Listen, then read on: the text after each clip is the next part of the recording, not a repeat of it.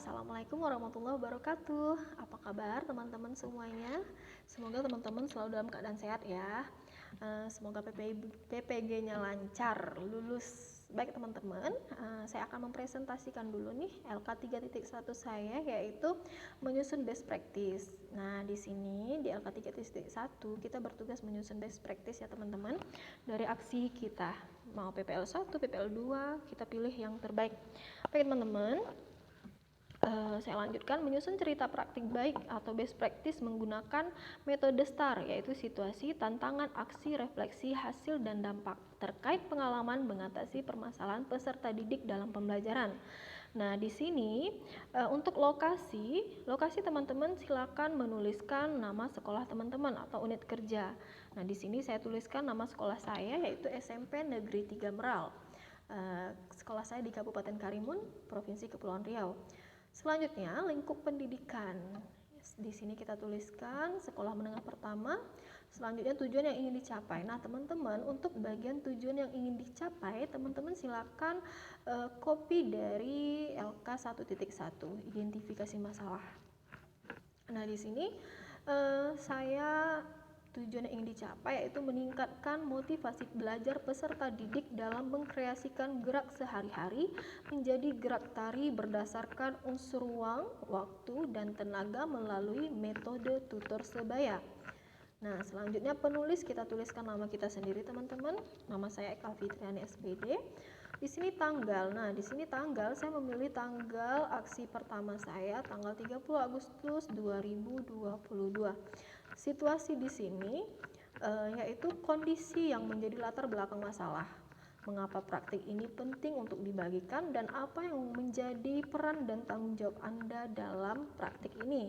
Nah, di sini kondisi yang menjadi latar belakang masalah ini kita copy dari LK 2.2 ya teman-teman, di bagian analisis, eksplorasi, identifikasi masalah. Nah, di sini ada 4 kondisi yang menjadi latar belakang. Yang pertama masalah metode teman-teman. Yang kedua di sini saya sebagai guru kurang mampu memotivasi peserta didik. Lalu yang ketiga di sini peserta didik sendiri kurang optimal untuk menggunakan teknologi. Yang keempat peserta didik kurang berpikir kreatif, lalu tidak ada rasa percaya diri. Nah, selanjutnya teman-teman, di sini kita harus tahu mengapa praktik ini sangat penting untuk dibagikan. Nah, kalau menurut saya, mengapa best practice saya ini sangat penting untuk di-sharekan ke teman-teman semuanya? Salah satunya yaitu pembelajaran yang dilakukan lebih inovatif setelah saya melakukan best practice ini, teman-teman. Pembelajaran ini lebih inovatif dan tidak monoton, menarik perhatian siswa. Lalu pembelajaran ini berpusat pada peserta didik dan guru hanya berperan sebagai fasilitator, yang pastinya anak lebih aktif ya teman-teman. Lalu peserta didik sangat antusias dalam mengikuti proses kegiatan belajar mengajar. Nah, yang keempat, proses pembelajaran lebih terstruktur dan peserta didik itu lebih fokus. Yang kelima, pembelajaran dengan tutor sebaya lebih efektif untuk menumbuhkan rasa percaya diri. Nah, menurut saya memang kalau materi tari atau yang lain ya, kalau tari ya lebih cocok ke tutor sebaya gitu. Karena saya rasa hampir semua sekolah mungkin ada anak-anak salah satu memiliki bakat yang lebih dari anak yang lain yang bisa menjadi tutor untuk di kelas. Nah, selanjutnya tujuan pembelajaran akan tercapai sesuai dengan yang diharapkan. Nah, yang selanjutnya ini peran dan tanggung jawab saya dalam praktik ini adalah, nah teman-teman, kita sebagai guru ya, tentunya peran kita sebelum melakukan praktik baik ini atau best practice ini, tentu kita harus pertama kita yang melakukan identifikasi masalah, lalu kita mengeksplor penyebab masalah, menentukan apa saja penyebab dari masalah yang identifikasi, kita pilih dulu salah satu masalah yang diselesaikan, kita eksplor sampai kita merancang RPP, LKPD dan media dan lain-lain. Nah, ini teman-teman, untuk peran dan tanggung jawab ini saya menjabarkan tugas kita dari LK 1.1 sampai PPL. Nah, di sini kan pertama identifikasi masalah, kedua kita mengeksplor. Nah, itu dari LK 1.2, 1.1, 1.2, 2.1 itu yang saya ambil, saya jabarkan di sini. Lalu saya buat kesimpulan. Nah, kesimpulannya di sini apa peran kita dan tanggung jawab kita dalam best practice ini? Kalau saya di sini sebagai guru yang mengidentifikasi tentang masalah yang terjadi selama proses belajar mengajar di dalam kelas serta mencari solusi dan menyelesaikan masalah yang telah diidentifikasi dengan melaksanakan pembelajaran secara efektif sesuai dengan perangkat yang telah dibuat agar tercapai tujuan pembelajaran yang diharapkan. Nah, itu teman-teman. Selanjutnya di sini tantangan. Apa saja yang menjadi tantangan untuk mencapai tujuan tersebut dan siapa saja yang terlibat. Nah, di sini untuk tantangan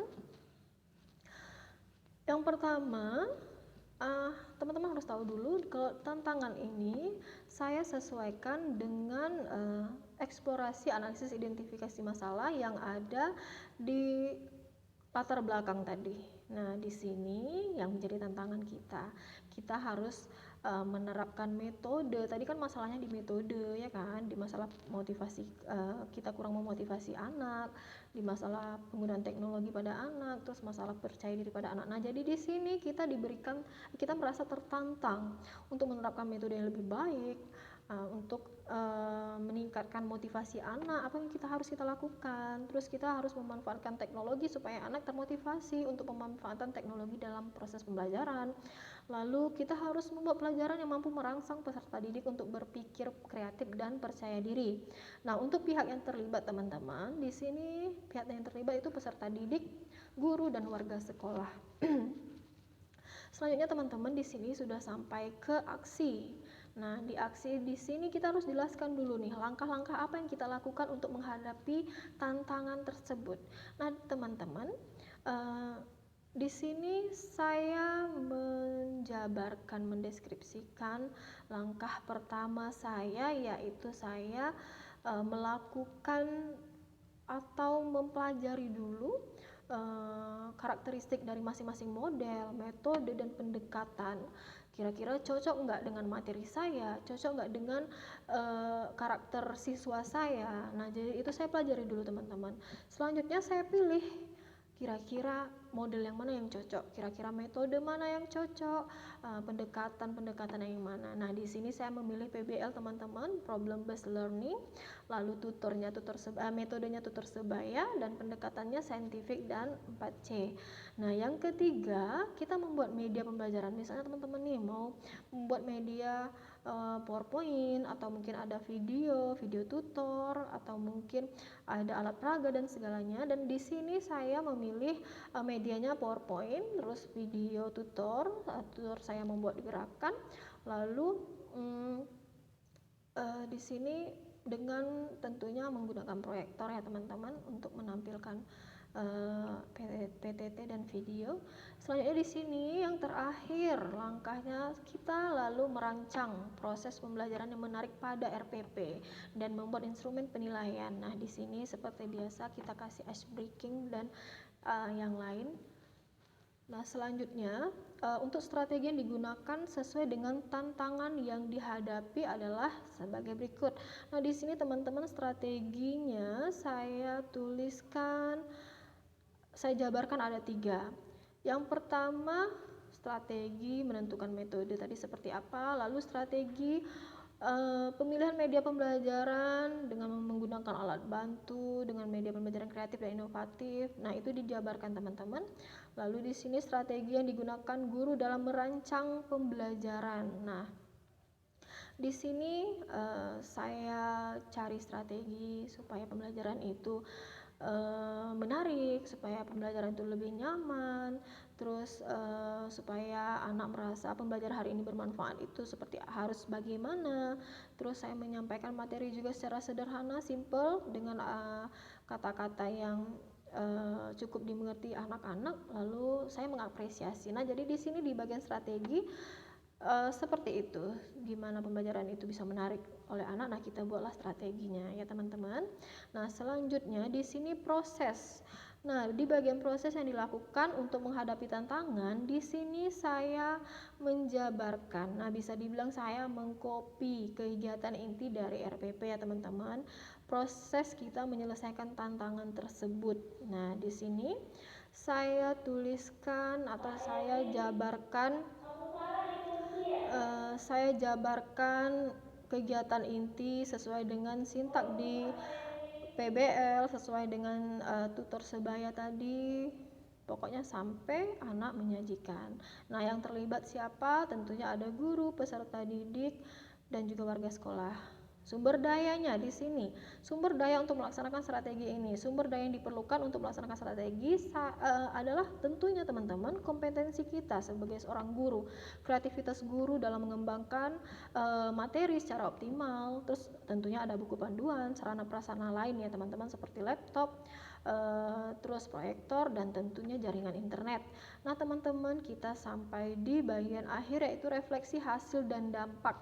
Nah di sini dampak aksi dari langkah-langkah yang dilakukan adalah, nah di sini saya jabarkan dampak yang dirasakan sangat efektif dan dapat dilihat dari pembelajaran yang dilakukan lebih inovatif dan tidak monoton sehingga mampu menarik perhatian siswa. Nah ini tadi dampaknya ini saya ambil tentunya dari sini tadi, dari apa teman-teman,